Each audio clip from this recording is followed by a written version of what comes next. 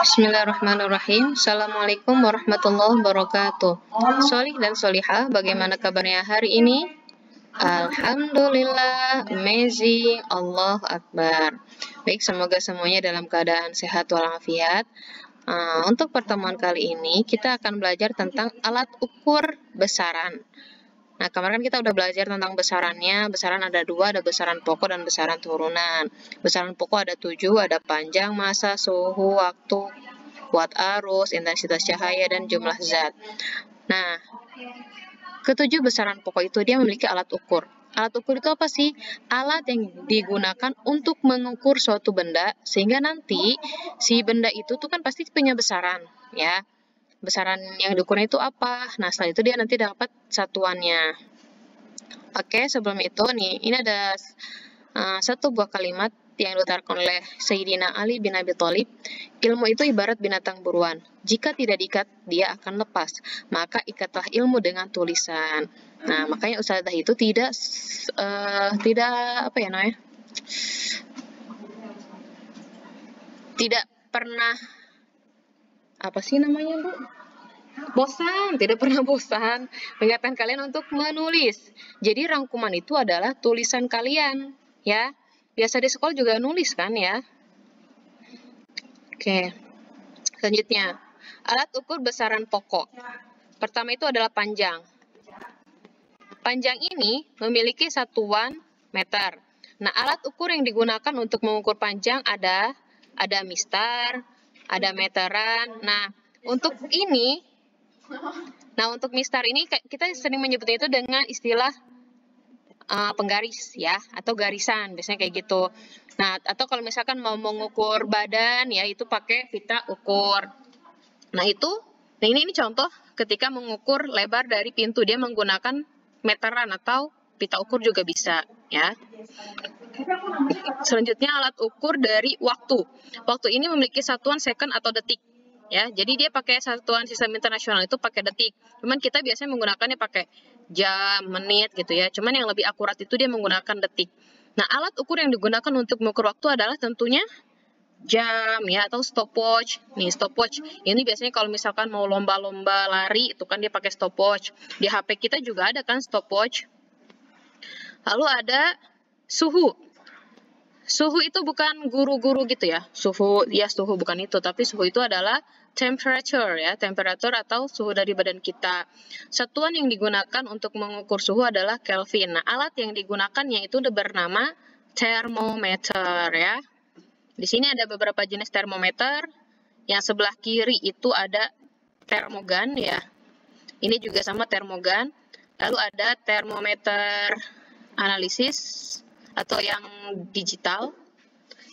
Lalu ada analog, ya, terus ada yang digital, ini yang tiga ini digital, ya. Oke, lanjut. Alat ukur suhu udah, alat ukur massa. Massa ini memiliki satuan kilogram. Nah, alat ukur yang digunakan untuk mengukur massa bernama timbangan. Biasanya cuman bahasa kerennya adalah neraca. Di sini ada 6 jenis neraca, ya. Cuman neraca itu ada dua, ada neraca analog sama digital. Jadi tergantung dari angka yang dihasilkannya. Kalau misalkan yang pakai jarum-jarum, itu dia namanya neraca analog. Terus kalau yang digital itu berupa angka-angka.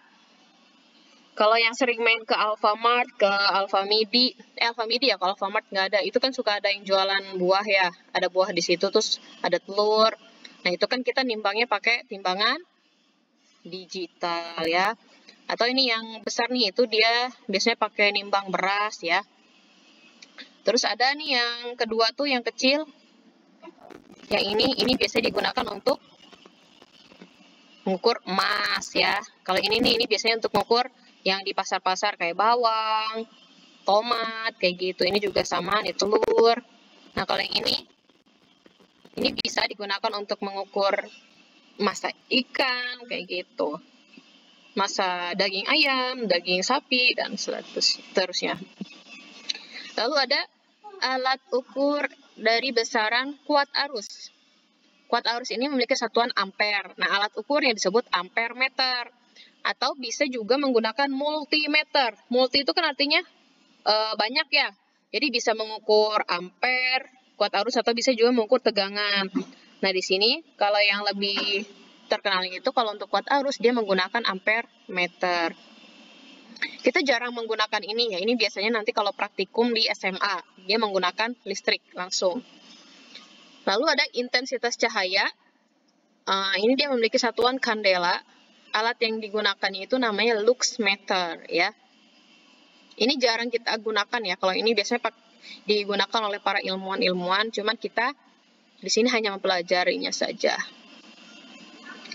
Lalu yang terakhir itu jumlah zat, dia memiliki satuannya itu mol.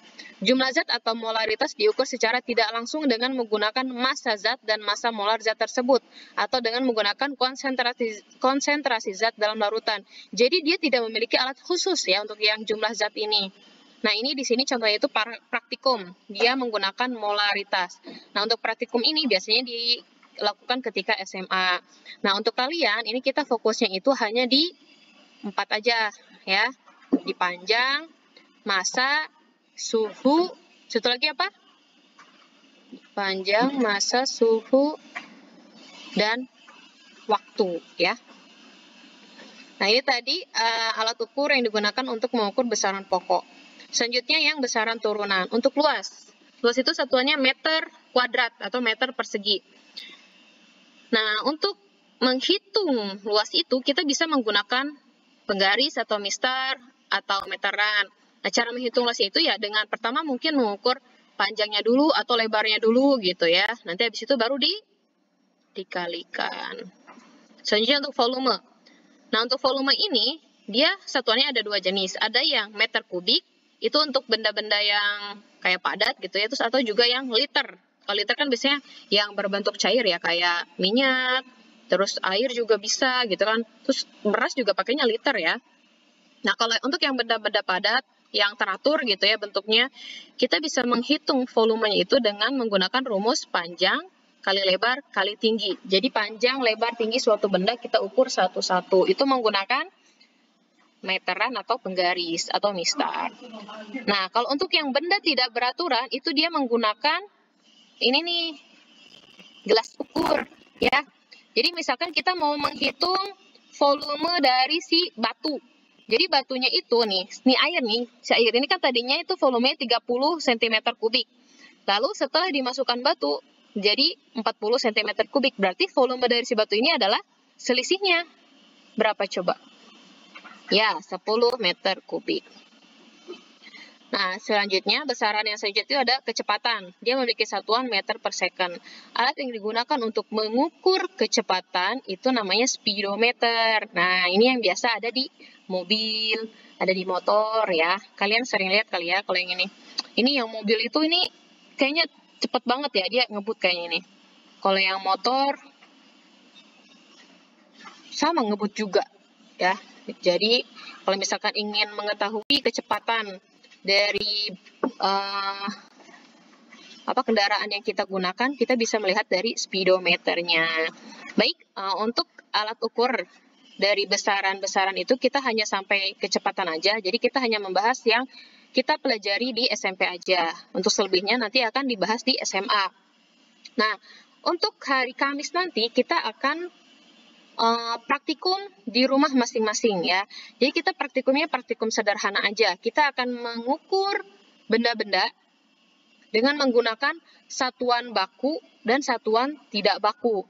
Nah, kalau yang untuk satuan baku, otomatis dia menggunakan alat ukur yang sesuai. Contohnya kayak panjang, berarti kita menggunakan penggaris atau mistar. Kan pas testing kemarin ya PPDB pada dapat kan ya? Dapat mistar ya? Terus kalau enggak ya pas bekas SD-nya lah masih ada gitu.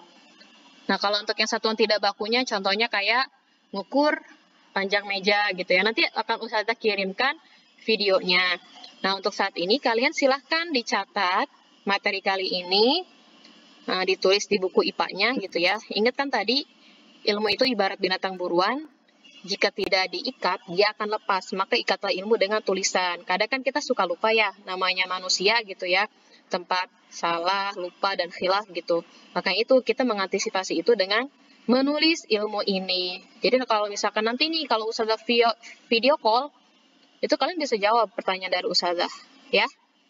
Baik, cukup sekian dari Ustazah. Bila ada kekurangan dan kesalahan Ustazah mohon maaf. Assalamualaikum warahmatullahi wabarakatuh.